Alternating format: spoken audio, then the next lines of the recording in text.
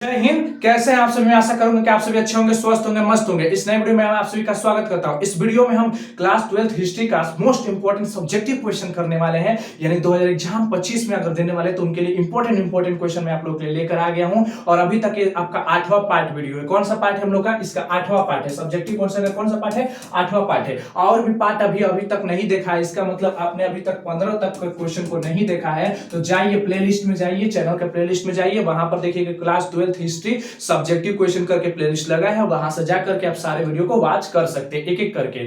ठीक है, तो आइए इसी के साथ बिना विलंब करते हुए हम लोग इस वीडियो को स्टार्ट करते हैं। आज का क्वेश्चन हम लोग का है कि बौद्ध धर्म के अष्टांगिक मार्ग का नाम बताइए। बौद्ध धर्म जो थे ना, बौद्ध धर्म के अष्टांगिक मार्ग क्या थे? 8 गो जो मार्ग बताया गया था, वो अष्ट मार्ग क्या बताया गया है, उस मार्ग के बारे में बताना। देख लीजिए कितना इंपॉर्टेंट है, 2021 के लिए और 2019 में, दोनों में पूछा है, इसलिए काफी ज्यादा इंपॉर्टेंट क्वेश्चन बन जाता है आप लोग के लिए। इससे बढ़िया से गांठ बन के दिमाग में किसी भी कोना पर सेव कर लीजिएगा कि अगर आपके सामने एग्जाम में आता है तो आप इसको बना करके कैसे लिखेंगे। ठीक है, 2 नंबर के लिए आएगा तो 2 नंबर जैसा लिखेंगे, 5 नंबर के जैसा आएगा तो 5 नंबर जैसा लिखेंगे। लेकिन हालांकि ये जो क्वेश्चन है ना, आपका 2 नंबर में ही आएगा। ठीक है, और अगर क्वेश्चन आज अगर आपको क्वेश्चन ही करके बड़ा करके आपको 5 नंबर में डाल देता है, तो इसको आपको इसमें बढ़ा कर लिखना पड़ेगा। ये जो टॉपिक है ना, इसमें बढ़ा कर लिखना पड़ेगा। लेकिन याद रखिएगा, ये 2 नंबर के लिए आता है ज्यादातर। ठीक है, 2 मार्क्स के लिए आता है। ठीक है, चलिए आइए इसी के साथ चलते हैं। अब देखिए, अब हम क्या करेंगे, क्वेश्चन को समझ लिया कि अष्टांगिक मार्ग को करना है, तो आंसर देखिए क्या है। अष्टांगिक मार्ग, सबसे पहले देखिए अष्टांगिक मार्ग जो है वो क्या है। गौतम बुद्ध द्वारा प्रतिपादित दुख निरोध हेतु 8 मार्ग बताया है कि अगर दुख को खत्म करना है, दुख को नष्ट करना है, दुख हमारे अंदर नहीं रहे, तो हमारे पास 8 तरह के रास्ते हैं। कितने तरह के रास्ते हैं? 8 तरह के रास्ते हैं, और वो रास्ते निम्नलिखित है। आइए, सबसे पहला रास्ता क्या है? सबसे पहला रास्ता है सम्यक दृष्टि। क्या होना चाहिए? सम्यक दृष्टि। ठीक है, सम्यक दृष्टि। अब क्या है पहला सम्यक दृष्टि में? क्या लिखा है कि 4 आर्य सत्यों की सही परख। मतलब हमें 4 आर्यों की सही परख, मतलब ध्यान दीजिएगा, हमें सत्यों का सही परख करना आना चाहिए, सही सत्य का पता लगाना चाहिए, सही गलत का पता होना, फर्क होना चाहिए। ठीक है, दूसरा चीज क्या है? सम्यक वाणी, धम्म सम्मत एवं मृदु वाणी का प्रयोग। कहने का मतलब हमेशा आपको क्या करना है, अष्टांग मार्ग पर चलना है, तो उसके लिए आपको हमेशा सत्य मार्ग पर बोलना चाहिए, सत्य की बातें बोलनी चाहिए, हमेशा सच्चाई के रास्ते पर चलना है आपका। ठीक है, तीसरा नंबर है कि, और एक और बात, आपको मीठा बोलना है, साफ सुथरा बात, प्यार से बोलना है, कटुता बातें नहीं करनी है आपको। ठीक है, तीसरा है सम्यक संकल्प, यानी भौतिक वस्तु एवं दुर्भावना का त्याग। मतलब ऐसी वस्तुएं, जिन वस्तुओं का आपका ज्यादा जरूरत नहीं है, उन वस्तुओं का ज्यादा आप उपयोग ना करें। ठीक है, जिनका जरूरत है आप उन्हीं वस्तुओं का यूज करें, ना कि दूसरे वस्तुओं का उपयोग करें। हालांकि समझ आ गया होगा। और दुर्भाग्य का त्याग, मतलब आप ऐसे चीजों को हटाएं, अपने जिंदगी से हटाएं, लालच ना रखें अपने अंदर। ठीक है, अब देखिए उसके बाद चौथा नंबर इसका बना कर लिख सकते हैं कि सम्यक क्रम। क्या होता है? सत्य क्रम करना, मतलब हमेशा सत्यता का साथ निभाना, कभी भी उल्टा सीधा कर्म नहीं करना।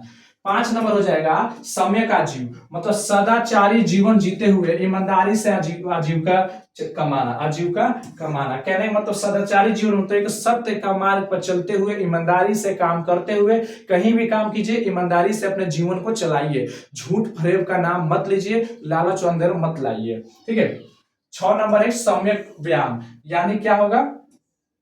विवेकपूर्ण प्रयत्न एवं शुद्ध विचार ग्रहण करना। मतलब क्या?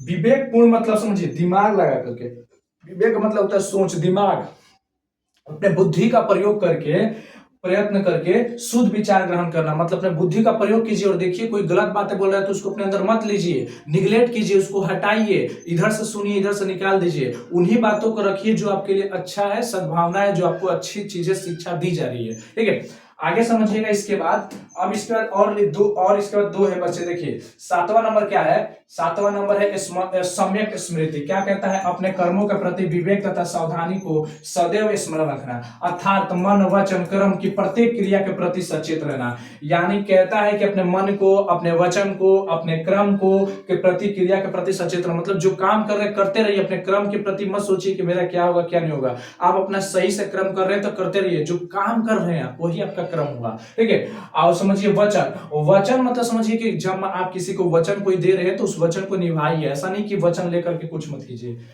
मन मन को अपना केंद्रित कीजिए, अच्छे भावना के साथ रखिए, ठीक है। 8वां नंबर इसका कह रहा है सम्यक समाधि। सम्यक समाधि क्या होता है समझिएगा। सम्यक समाधि होता है चित्त की समुचित एकाग्रता।